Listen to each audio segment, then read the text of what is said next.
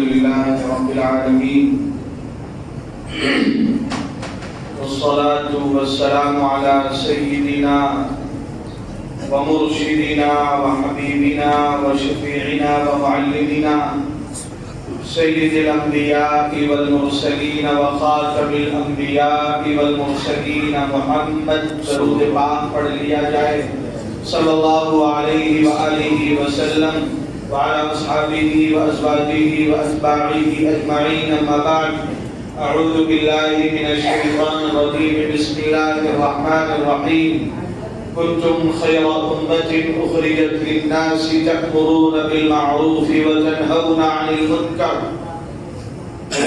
اللہ تبارک و تعالی نے آدم علیہ السلام کی پیدائش کے وقت فرشتوں کے درمیان اعلان کیا اذ قال ربک للملائکۃ انی جاعل فی الارض خلیفہ، اب میں زمین پر اپنا نائب اور وارث پیدا کرنے والا ہوں.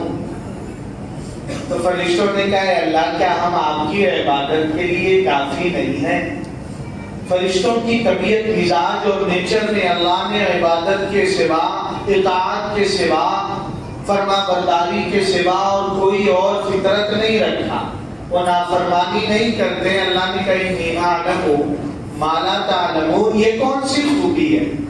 میں تو ایک ایسی مخلوق پیدا کروں گا جس کی طبیعت میں نافرمانی کے جذبات بھی ہوں گی، خواہشات انہیں اپنی طرف دعوت دے گی میری نافرمانی کی، لیکن وہ میرے بندے میری وفا، میری محبت، میرے عشق میں دنیا کی رنگینیوں کو ٹھکرا دیں گے. ہاں یہ ہے کمال. تو اللہ نے جو ہمیں اور آپ کو پیدا کیا ایک خاص مقصد ہے اس کا. آدم علیہ السلام اور ان کی اولاد کو پھیلایا. پھر سید الانبیاء محمد رسول اللہ درود پاک تو پڑھ لیں صلی اللہ علیہ وآلہ وسلم. آقا کا جو احسان کائنات پہ اللہ کی ذات کے بعد ایسی محسن ہستی کوئی قیامت تک نہیں آنے والی. ان کی احسان شناسی کا ایک ادنا درجہ یہ کہ محبت سے آدمی درود و سلام کا تحفہ بھیجتا رہے، بھیجے نہیں. دنیا والوں نے ویسٹرن کلچر کے دلدادوں نے mother day, father day, teacher day جیسے منایا ایک دن. سال بھر ماں باپ کی نافرمانی کریں گے، ان کے رائٹس اور حقوق کو پیروں تلے رودیں گے اور کچلیں گے. ایک دن مدر ڈے منا کے خوش ہو جائیں. ایسے ہی امت نے ایک دن پروفٹ ڈے 12 ربیع الاول منا لیا. سال کے اور تمام دن 364 دن اپنی منمانی، ایک دن پروفٹ ڈے 12 ربیع الاول نام. ہر سانس میلاد بن جائے امتی کا کہ زندگی کا ہر علم، عمل، ہر قدم، ہر بول، ہر خیال آقا صلی اللہ علیہ وآلہ وسلم کی اطاعت و محبت میں رنگا اور رچا بسا ہونا چاہیے. ہاں مومن پیدائش سے لے کے موت تک محبتی اور آن ڈیوٹی. چھٹی نہیں ہے صاحب، چھٹی نہیں ہے صاحب. اسے چھٹی نہ ملی جس نے سبق یاد کیا. پھر اللہ نے ذمہ دار و چوکیدار بنا دیا. لاڈلے کی امت ہونا، تم پیچھے چلنے کے لیے نہیں ہو، تمہیں تو امام بنا دیا، ساری امتوں کا امام بنا دیا. تم قائد ہو، تم گائیڈ ہو، تم ان کے اسپرچول لیڈر ہو، تم ان کے گرو ہو. اب اگر چوکیدار اپنی ذمہ داری اور ڈیوٹی نبھانا چھوڑ دے تو لوگ تو برا بھلا کہیں گے. کوئی بھی دنیا میں بسنے والا کسی قوم اور ملک کا، کسی رنگ و نسل کا کہیں بھی چوروں سے محبت نہیں کی جاتی. چوکیداروں کو گلے لگایا جاتا ہے. ہر جگہ چوروں سے نفرت ہی کی جاتی ہے. قوم کو، امت کو، ایمان والوں کو، مسلمانوں کو اللہ نے چوکیدار بنایا. ہم نے اپنی ذمہ داری اور ڈیوٹی نبھانا چھوڑ دیا تو لوگ تو کہیں گے نا، شکایت بھی کریں گے. لوگوں کے دل میں نفرت بھی کہ کیسے ہو تم. کل آخرت میں یہ کہیں گے تمہیں ترس نہیں آیا، ہمارے ماں باپ ہمیں ہمیشہ آگ میں جلایا جائے گا. وہ آخرت کی نفرت کے اثرات دنیا میں ظاہر ہوتے رہتے ہیں کہ تم اپنی ذمہ داری نہیں نبھاتے ہو، تمہارے لیے سی اے آئے گا، NRC آئے گا، تمہارے لیے جینا دوبھر کیا جائے گا اگر تم ڈیوٹی ذمہ داری نبھاؤ گے۔ تو بہرحال چور تو چوکیداروں سے نفرت کریں گے، کچھ مخالفتیں ہوں گی، کچھ رکاوٹیں آئیں گی، کچھ لوگ سامنے مقابلے کے لیے بھی آئیں گے، لیکن اللہ کا فیصلہ ہے جاء الحق وزهق الباطل ان الباطل كان زهوقا، حق کا ہمیشہ بول بالا ہوتا ہے، نہیں سچ کی ہمیشہ، ارے بولو نا بھائی، سچ کی جیت ہوتی ہے، ستیہ وہ جیتی ہے، کیا ہے یہ مراٹھی لفظ ہے کیا؟ ہاں یہ سچ کی جیت ہوتی ہے صاحب، سچ کی جیت ہوتی ہے۔ تو طے تو کرے، رمضان کی برکت سے اللہ نے دلوں کو نرما دیا ہے، شیطان کو قید کر دیا۔ ہمیں 3 راؤنڈ لڑنا تھا اور ہمیشہ لڑنا ہوتا ہے، ایک شیطان سے، ایک اپنے نفس سے، اور ایک اپنی بری عادتوں سے۔ لگ جاتی ہے نا ساتھیوں کے ساتھ بیٹھ کے، بس ایک زبان آزاد ہو گئی، چاہے جیسا ماں باپ سے گھر والوں سے بول دیتے، بری عادت ہے، تھوڑی سی بات میں آپس سے باہر ہو جاتے ہیں، بری عادت ہے، لالچ ہے، تو بری عادتوں سے بھی لڑنا۔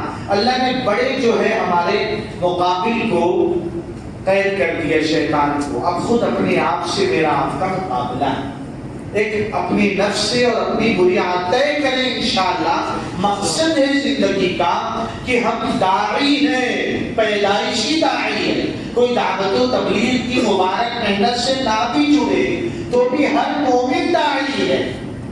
کوئی دیوبندی خود کو کہے، بریلوی کہے، اہل حدیث کہے، جماعت اسلامی سے وابستہ ہو، لیکن ہر مومن کلمہ کو پیدائشی آقا صلی اللہ علیہ وآلہ وسلم ہمارے سید الامراء سید الانبیاء ہیں، امیروں کے امیر، پیروں کے پیر، ہاں صاحب پیروں کے بھی پیر کون ہیں؟ محمد رسول اللہ صلی اللہ علیہ وآلہ وسلم، امیروں کے امیر محمد رسول اللہ صلی اللہ علیہ وآلہ وسلم۔ تو ہمیں اپنی اپنی فیلڈ میں اس ذمہ داری کو دعوت کی، اسلام کے صحیح میسج، ٹروتھ میسج کو، ٹرو میسج کو پہنچانا ہے کہ مومن اپنی زبان سے داعی ہوتا ہے۔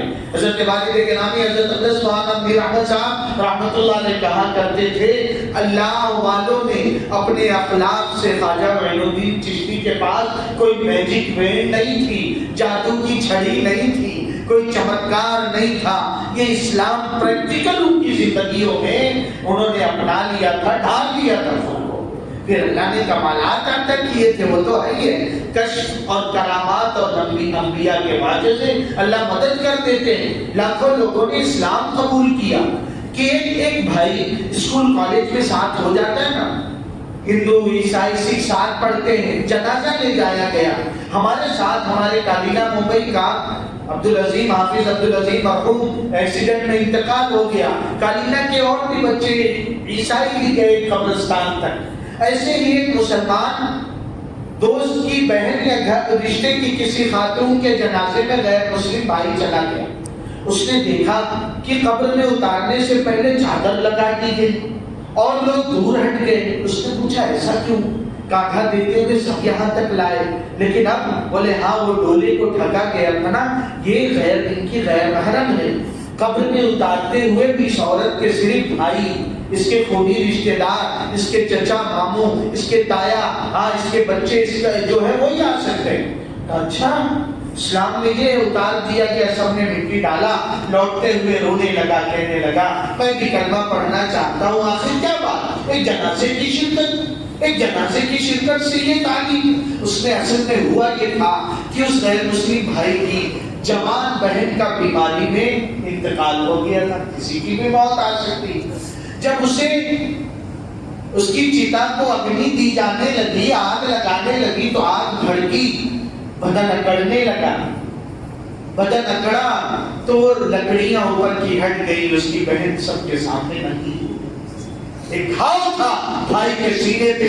غیرت کسی بھی مذہب، دھرم اور ریلیجنس میں اگر ہو تو بھائی اپنے بہنوں کی آبروؤں کا محافظ ہوتا ہے، اور اسلام یہ تو اتنا پیارا دین ہے کہ کسی بھی دھرم مذہب کی ماں بہن بیٹی ہو، اسلام ہر ایک کی خاطر کہتا ہے اگر سامنے آ گئی تو اپنی پلکیں بچھا دے، رسپیکٹ کے لیے، احترام کے لیے، ہر ایک ماں، ہر ایک بہن، ہر ایک بیٹی تم اسلام کو بدنام کرتے ہو لفظ جہاد کا الزام دے کر، جبکہ قرآن صاف اعلان کرتا ہے وَلَأَمَةٌ مُؤْمِنَةٌ خَيْرٌ مِّن مُشْرِكَةٍ وَلَوْ أَعْجَبَتْكُمْ، ایک غریب مسکین روٹی لقمے کو ترسنے والی کم شکل و صورت والی مسلمان عورت کے مقابلے میں غیر کرنے والی اگر حور اور پری اور پسول کیوں نہ آ جائے، یہ غریب مسلمان عورت خیر ہو بہتر ہے، کیونکہ اس کے پاس کلمے کی دولت۔ لفظ جہاد سکھائے گا اسلام،